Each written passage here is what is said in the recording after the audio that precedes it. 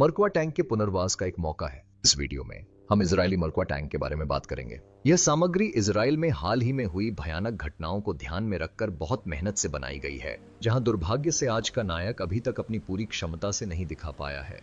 लेकिन किसी भी हालत में हमें अपने दर्शकों को सच बताना ही होगा, चाहे वह कितना भी अप्रिय क्यों ना हो। इसलिए मरक्वा टैंक शायद दुनिया का सबसे अनोखा टैंक है और वर्तमान घटनाओं से पहले कई विशेषज्ञ इसे दुनिया का सबसे बेहतरीन टैंक भी मानते थे। कम से कम प्रतिष्ठित अमेरिकी विश्लेषणात्मक एजेंसी फोरकास्ट इंटरनेशनल, जो हर साल दुनिया के सर्वश्रेष्ठ टैंकों की रेटिंग जारी करती है, के अनुसार हाल के वर्षों में मरक्वा लगभग हमेशा इसमें अग्रणी स्थान रखता है, जर्मन लेपर्ड एंड रूसी T-90 से आगे।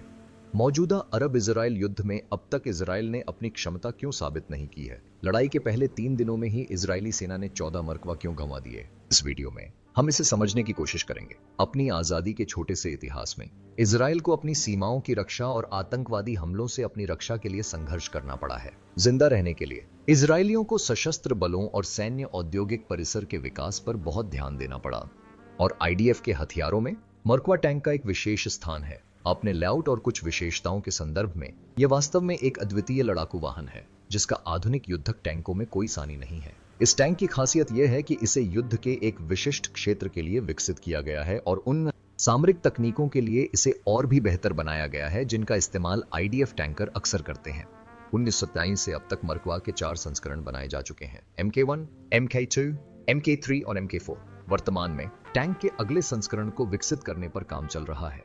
मरक्वा 5 अपने पूर्ववर्तियों से अलग एक नई पीढ़ी का लड़ाकू वाहन होगा। इस टैंक का विकास 1970 में शुरू हुआ था, जब अंग्रेजों ने इजरायलियों को चीफटेन MK1 बेचने से इनकार कर दिया था। यह देश के नेतृत्व के लिए एक बड़ा आश्चर्य था और इसलिए इसे एक लड़ाकू वाहन बनाने का निर्णय लिया गया।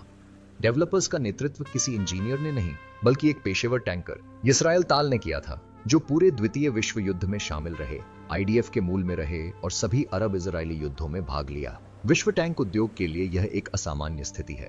ताल को इजरायली बख्तरबंद बलों का संस्थापक माना जाता है। 6 दिवसीय युद्ध और सिनाई अभियान का विश्लेषण करने के बाद ताल इस निष्कर्ष पर पहुंचे कि उस समय मौजूद सभी मुख्य युद्धक टैंक इजरायली सेना के लिए उपयुक्त नहीं थे।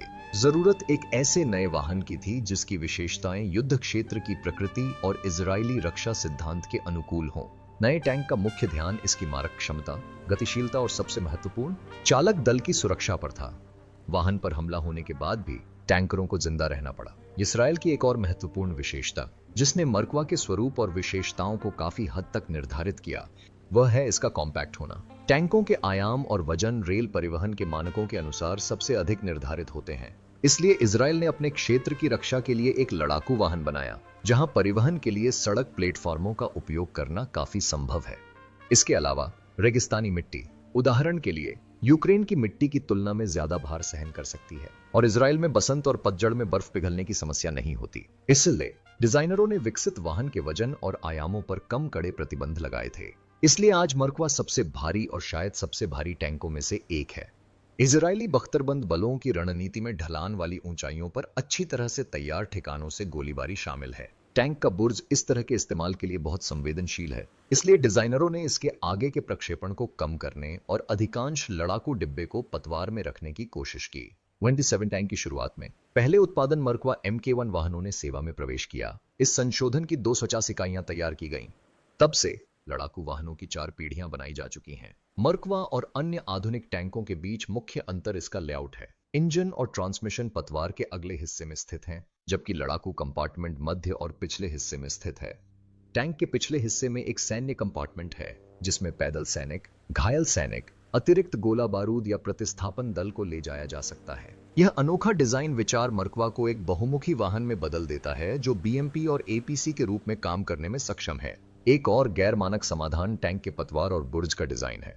ये ढले हुए हैं। मरक्वा के कवच में झुकाव के बड़े कोण हैं। इंजन कंपार्टमेंट टैंक के दाईं ओर स्थानांतरित कर दिया गया है और बाईं ओर ड्राइवर की सीट के साथ एक नियंत्रण कंपार्टमेंट है। उसके पास 3 अवलोकन उपकरण हैं, लेकिन उसकी सीट बाईं ओर खिसकने के कारण उसका दृश्य बहुत सीमित है। इंजन कंपार्टमेंट और लड़ाकू कंपार्टमेंट के बीच एक बख्तरबंद विभाजन है। मुख्य ईंधन आपूर्ति बख्तरबंद ट्रैक के पिछले हिस्से में स्थित है, जिसके आगे वाले हिस्से में वायु प्रवेश द्वार हैं। टैंक का बुर्ज पच्चर के आकार का है, जो बुर्ज के आगे के हिस्से से टकराने पर रिकोशे की संख्या बढ़ाने में मदद करता है। मरकवा बुर्ज में दो मुख्य दीवारों के बीच अतिरिक्त सुरक्षा तत्व लगे हुए हैं, जिनमें दूरी पर कवच भी है। बुर्ज में 3 चालक दल के सदस्यों, loader, tank commander and gunner के लिए सीटें हैं। टैंक के पिछले हिस्से में एक कंपार्टमेंट है जिसमें 6 पैराट्रूपर्स और घायलों या अतिरिक्त गोला बारूद से भरे 4 स्ट्रेचर रखे जा सकते हैं। हालांकि मरकवा के इस्तेमाल की मौजूदा रणनीति पैराट्रूपर्स के लिए परिवहन की व्यवस्था नहीं करती। आमतौर पर पिछले कंपार्टमेंट का इस्तेमाल अतिरिक्त गोले रखने के लिए किया जाता है। मरकवा MK1 एक 105 मिमी M68 तोप से लैस है, जिसे अमेरिका में डिजाइन किया गया है और इजराइल में लाइसेंस के तहत निर्मित किया गया है। इसमें 60 राउंड गोला बारूद है। इस तोप को बेल्जियम की 7.62 मिमी मैग मशीन गन के साथ जोड़ा गया है, जिसका उत्पादन लाइसेंस के तहत किया गया है। बुर्ज की छत पर 2 और 7.62 मिमी मशीन गन लगी है। गन बैरल के ऊपर एक 12.7 मिमी मशीन गन है, जो रिमोट से संचालित होती है। बुर्ज पर एक 60 मिमी मोर्टार भी लगा है। इसकी गोला बारूद क्षमता 30 माइन्स है। इंजन एक अमेरिकी AVDS 7095A turbocharge diesel engine है। ट्रांसमिशन CD850-6P है, जो अमेरिका में ही बना है और इसे स्थानीय विशेषज्ञों द्वारा संशोधित किया गया है। सस्पेंशन स्प्रिंग लोडेड क्रिस्टी प्रकार का है। दोनों तरफ 6 रबर युक्त support roller and 5 support roller हैं। सभी ट्रैक धातु के हैं और उनकी चौड़ाई 644 मिमी है। टैंक का वजन 56 टन था। मरकवा MK1 ने 1985 के लेबनान युद्ध में भाग लिया था और युद्ध के बाद इजरायली डिजाइनरों ने मरकवा MK2 का एक नया संस्करण तैयार किया, जिसमें टैंक के पहले युद्धक उपयोग के अनुभव को ध्यान में रखा गया था। बुर्ज के कवच को संयुक्त कवच के साथ अतिरिक्त ढालों से मजबूत किया गया था और इसी तरह दोनों तरफ की सुरक्षा में भी सुधार किया गया था। मोर्टार को बुर्ज के अंदर ले जाया गया ताकि वाहन से बाहर निकले बिना ही उसे दागा जा सके। बुर्ज पर विभिन्न उपकरणों के लिए टोकरियां लगी हुई थीं, जो अतिरिक्त सुरक्षा प्रदान करती थीं।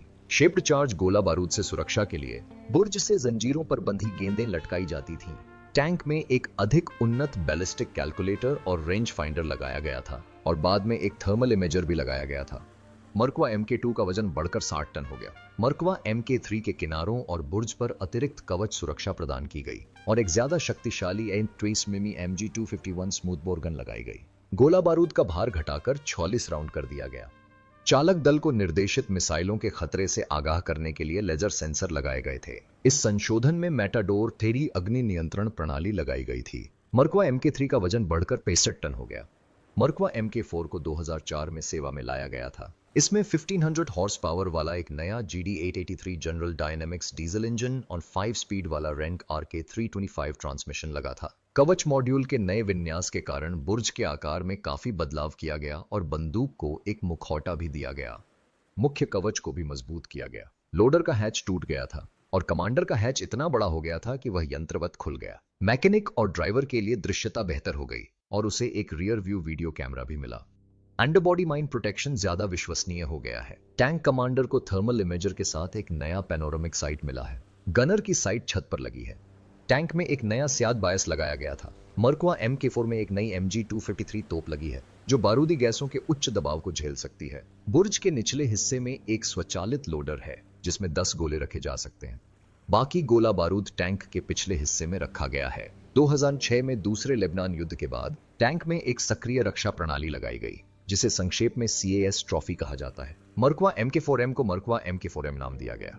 यह ट्रॉफी एंटी टैंक मिसाइलों और रॉकेट प्रोपेल्ड ग्रेनेड का मुकाबला करने के लिए डिजाइन की गई है। इस सिस्टम में 4 रडार लगे हैं। ये रडार वाहन की ओर उड़ते गोला बारूद का पता लगाते हैं और सिस्टम एक चार्ज फायर करने का आदेश देता है, जो सही समय पर फट जाता है, जिससे टुकड़ों का एक बादल बनता है, जिससे दुश्मन का गोला नष्ट हो जाता है या उसका प्रभाव कम हो जाता है। MK4 का वजन रिकॉर्ड 70 टन तक पहुंच गया। दुनिया में किसी भी अन्य टैंक का वजन इतना ज्यादा नहीं है। हिजबुल्लाह उग्रवादियों के खिलाफ पिछले युद्ध अभियान के दौरान आज की घटनाओं को छोड़कर मरकवा MK4 टैंकों पर 1000 से ज्यादा रूसी निर्मित एंटी टैंक मिसाइलें दागी गईं, जिनमें से सिर्फ 22 वाहन, जिनमें से ज्यादातर पुराने संस्करण थे, क्षतिग्रस्त हुए और 5 टैंक नष्ट हो गए। यानी मरकवा के खिलाफ आधुनिक रूसी मानवयुक्त पोर्टेबल एंटी टैंक सिस्टम की प्रभावशीलता केवल 0.5% थी। अब एक और भी उन्नत CAS mile rock air cloak विकसित किया जा रहा है। एक मरकवा MK4 टैंक की कीमत $3.7 मिलियन है। तो फिर 2006 में खुद को शानदार साबित करने के बाद मरकवा 2030 में अभी तक कुछ भी क्यों नहीं दिखा पाया है? इंटरनेट पहले से ही इन जलते हुए टैंकों के वीडियो से भरा पड़ा है। हमारा मानना है कि इसके 2 कारण हैं। पहला यह कि IDF हमले के दौरान सोता रहा। क्षतिग्रस्त मरक्वा के कई वीडियो दिखाते हैं कि ट्रॉफी सक्रिय रक्षा प्रणाली के लॉन्चर ढके हुए हैं। अगर वे काम करने की स्थिति में होते तो कई दर्दनाक नुकसानों से बचा जा सकता था। दूसरा कारण आईडीएफ की बख्तरबंद वाहनों के इस्तेमाल की पुरानी रणनीति है। फिर से वीडियो में मरक्वा को एक जगह खड़े एक लक्ष्य के रूप में दिखाया गया है और हमास हमले के लिए सुविधाजनक कोण चुनने के लिए उसे चारों ओर से फिल्मा रहा है। एक एंटी टैंक मिसाइल आती है, एक विस्फोट होता है और टैंक गायब हो जाता है। एक अन्य वीडियो में एक पैनी ड्रोन टैंक पर एक आकार का ग्रेनेड गिराता है और एक विस्फोट होता है। आईडीएफ यूक्रेन में लड़ाई के अनुभव का विश्लेषण नहीं करता है और उसे इस बात का अंदाजा नहीं है कि ड्रोन कितनी बड़ी ताकत बन गए हैं। परिणाम स्वरूप एक बेहतरीन टैंक जो निस्संदेह मरक्वा है, मामूली अव्यवस्था के कारण अपनी प्रतिष्ठा को तेजी से गिरा रहा है। और अब मैश के अनुसार साइप्रस ने इजरायली मरक्वा टैंकों के बदले कीव को रूसी निर्मित T-80U टैंक देने से इनकार कर दिया है। इसका कारण गाजा पट्टी में हुई घटनाएं थीं, जिनसे इजरायली टैंकों की प्रतिष्ठा को नुकसान पहुंचा था। इजरायली सेना को गाजा पट्टी में एक कठिन जमीनी अभियान चलाना है, जहां इजरायली सेना पर हर तरफ से गोलियां बरसाई जाएंगी, जहां भूमिगत सुरंगों का इस्तेमाल करने वाले हमास के आतंकवादी अचानक जमीन के नीचे से निकल कर आएंगे, हमला करेंगे और तुरंत छिप जाएंगे। खैर, देखते हैं कि क्या लड़ाई के शुरुआती दिनों की गलतियों को ध्यान में रखा जाएगा और क्या मरक्वा खुद को फिर से स्थापित कर पाएगा। तकनीकी उपकरणों की दृष्टि से उसके पास इसके लिए सब कुछ है। यदि आपको वीडियो पसंद आया हो तो कृपया हमारे परिश्रम के पुरस्कार के रूप में हमें अंगूठा दिखाएं और हमारे चैनल की सदस्यता लेना न भूलें। आधुनिक हथियारों के बारे में कई और दिलचस्प वीडियो होंगे।